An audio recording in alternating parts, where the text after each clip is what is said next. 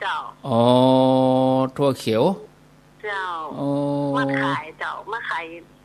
เออเองเจ้าอันดีปะเจ้าที่เปิ้นเอาไปแปลงถั่วงอกนั่นแม่นก็ใจกะแม่ละเจ้าอันนี้นะเจ้าเออเออดีกะโอ้ขยันมันเพียรฟังธรรมะไปตัวเนาะเจ้าดีแล้วเนอะเจ้าไว้สาเจ้าสาธุเอารับสาย0998366322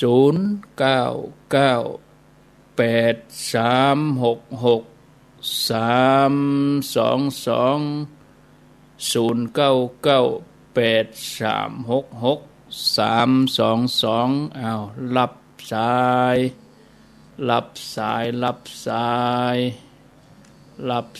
แล้วเจริญปอนครับไว้สาครับท่านหลวงปู่จากดังใดน้องจอมสันสายครับน้องจอมเจ้าเก่าเจ้าเดิมเนาะครับผมฟังชัดดีหลายวันง่อมกาหายไป2 วันได้หรอครับ3ถึงวันศุกร์เป็นตุลุงยองปนานเรานิยายจัดหม่วนป้นานเปิ้นเตนนะครับเปิ้นเตนวันพุธวันพัดแล้วนะครับป้นานอาคมป้นานลุงหนานก็เต้นกันไปอย่างเอี้ยกะเนาะยินดีเนอสาธุเดี๋ยวจะฮับตึก3:45แล้วอุธรรมะลาสุดท้าย15 นาทีเจริญปอนไปสาเจ้าจากที่ไหนจากป่าบงสันมาพลแม่แตงเจ้าป่าบงแม่แตงฟังชัดดีกาชัดดีเจ้าฟังสถานีไหน96นะเจ้า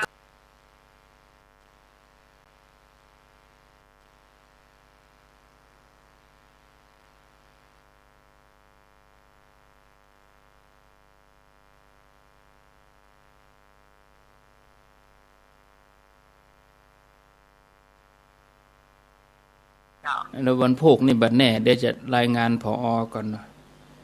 ถ้าเปิ้นบ่ปิดก็ทำงานยากเมาะติดเพดานไฟจะช็อตหัวเขามันพุธนะต้องพาท่านอาจารย์ผู้ทำเมืองเอาเมืองเนี่ยก็ลูกเข้านึ่งลูกเข้านึ่งลูกเข้านึ่งหรอกก็ชอบกันขนาดดีก็ยินดีนะเนอเจ้าต่อไปสุดท้ายจับพอดี3:45เจริญปอนไว้สาเจ้าจากดังใดบางสันไปเหียงละปูนเจ้าสันปะเหียงเนาะสันปะเหียงละปูนนี่ฟังคลื่นยังฟังสถานีไหน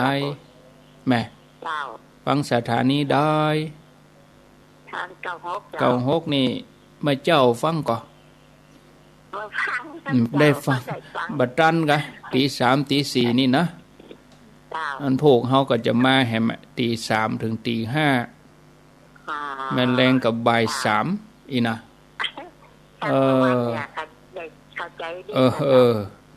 โมทนาเนอสาธุเจริญปอนไปสาเจ้าจากดังใดจากป้าวังตาลเจ้าเมื่อสารปีเจ้าตาวังตาลสารปีอินดูเปิ้นเนาะสายเปิ้นโยนมาบัดลำได้ยินโทรรู้แต่แม่ฟังตลอดทุกช็อตเด้อฟังสถานีได้แต่96เนี่ยเจ้า96เนาะชัดเจนมากๆชัดเจนขึ้นมาแถมเนาะได้มีโอกาสไปร่วมงานนะเจ้าที่จะเดินทางเนี่ยแต่เป็นอย่างแต่ท่านน้ำมูนี่ยังนะเดี๋ยวก็จะ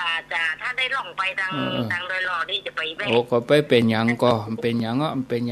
เอาใจเย็นป่าทุกวันนั้นนะเจ้าใจเย็นไว้โมทนา51อยู่โลโอ้หนุ่มอยู่โลอยู่ทั้งโอเคละ57นะกับดอกสวนดอกมะลิโ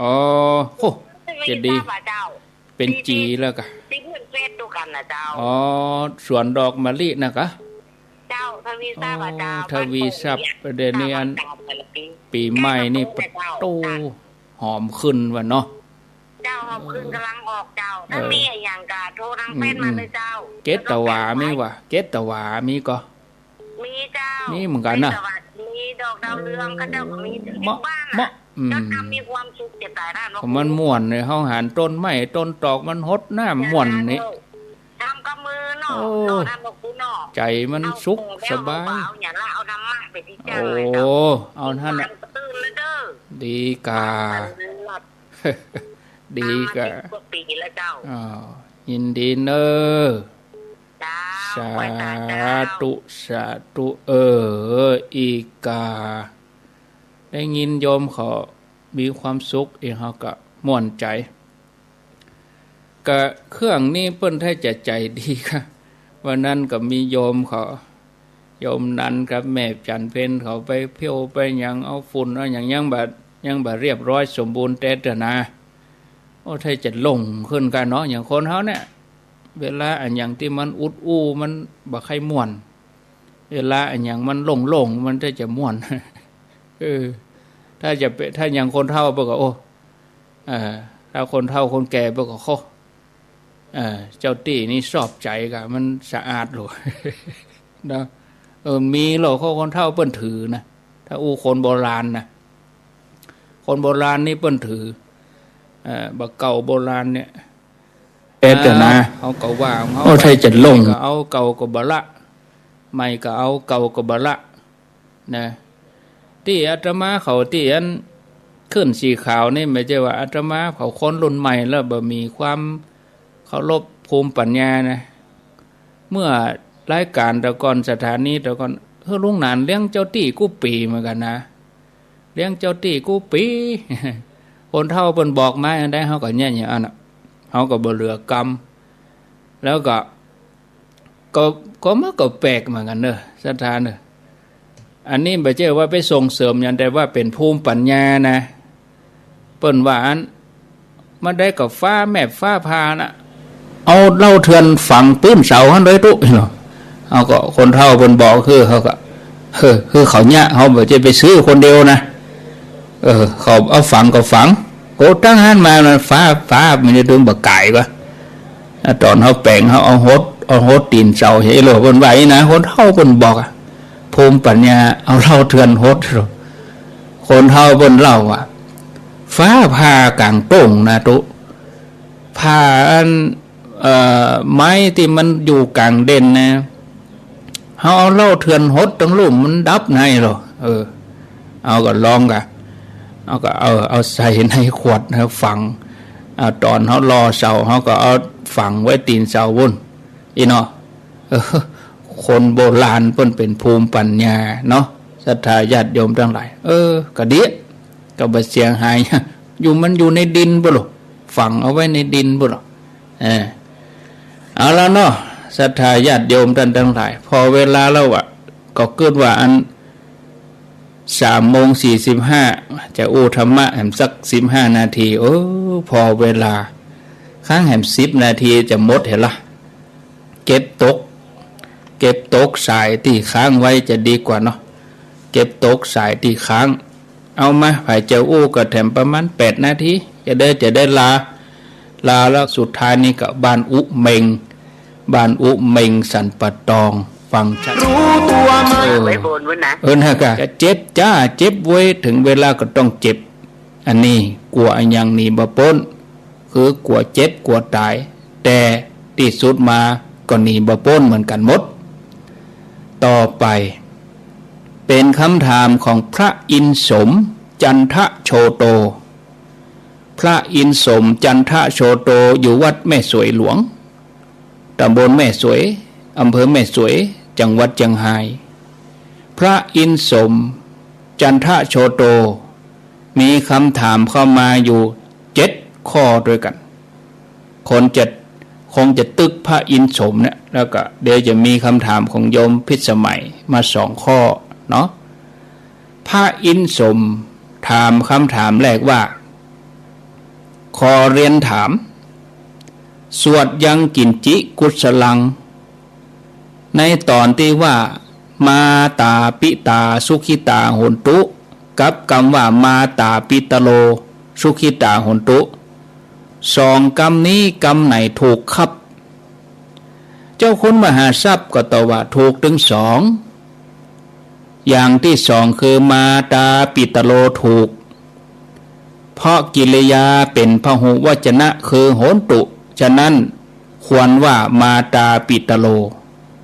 ถ้าว่ามาตาปิตากิริยากับประธานนั้นบ่ตรงกันผิดไวยากรณ์ที่เปิ้นห้ำเฮียนกันมาถึงวันแต่ท้องถิ่นเขาว่ากันอย่างอั้นแต่ที่ถูกก็มาตาปิตโลถูกถ้ามาตาปิตาอันนี้บ่ถูกลักบาลีบ่ถูกลักไวยากรณ์ที่ว่าถูกถึงสองนั้นถ้าเขาว่ามาตาปิตาก็มันถูกตามถิ่นถูกตามที่เขาอู้แต่ถ้าว่าจะให้ถูกบาลีถูกกิริยาอันเป็นพหุวจนะโหนตุควรจะว่ามาตาปิตโลอันนี้ถูกกว่าคำถามข้อที่สองถามว่าบุคคลเฮาในโลกนี้มีอันอย่างประเสริฐที่สุดบุคคลเฮาในโลกนี้มีอันอย่างประเสริฐที่สุดเพิ่นก็ตอบว่าบุคคลมีอริยทรัพย์ภายในคือศีลศรัทธาหิริโอตตัปปะพหุวจนะจาคะปัญญาศรัทธาคือความเชื่อศีลคือความเป็นปกติหิริความละอายโอตตัปปะความเก่งกลัวพหุสัจจะความเป็นผู้ได้ห่ำเฮียนจาคะความเสียสละปัญญาคือความหอบหู้ความไว้ในใจอันนี้ประเสริฐที่สุดข้อต่อมาข้อที่สามในโลกนี้มีอันยังเป็นภัยใหญ่ที่สุดยิ่งกว่าข้าศึกทั้งหลายทั้งปวงเปิ้นก็ตอบว่าภัยใหญ่ที่สุดนั่นคือความเกิดความแก่ความเจ็บความตายเป็นภัยที่น่ากลัวที่สุดยิ่งกว่าภัยใดๆในโลกนี้ภัยอื่นๆถึงจะมีก็มีบางครั้งบางคราวบางท้องถิ่นถ้ามีปัญญามีอาวุธก็ลบหลีกหนีพ้นได้ส่วนภัยถึงสี่อย่างนี้ที่ว่ามานี้บ่มีภัยเลยที่เกิดมาโลกนี้จะลบหนีไปได้ก็เลยจัดว่าเป็นภัยที่น่ากลัวที่สุดข้อที่สี่ถามว่าทุกคนในโลกนี้ฮักอันยังมากที่สุดตอบฮักตัวเก่านักที่สุดถึงแม้หมู่ป้าใจหนุ่มฮักหญิงสาวที่เขามีความฮักกันบอกว่าฉันรักคุณคุณรักฉันรักคุณยิ่งกว่าชีวิตก็อาจจะสละตายแทนได้แต่ความจริงแล้วเปล่ากรรมอูแบบนี้เป็นกรรมอูที่เอางามเป็นกรรมอูที่เอางามน้ำใสสวยหน้าอูต่ออันไปบ่ได้ใจแท้บ่เป็นอย่างอันจะหันได้เมื่อกู้ฮักปล่อยใจแม่ยิงถ้ากู้ฮักปล่อยใจเขามีงานทำมีเงินเฮือใจก็จะอู้ว่าฮักต่อเมื่อตอนตกงานบ่มีเงินใจบ่มีเงินเฮือกู้ฮักก็ตีตัวออกห่าง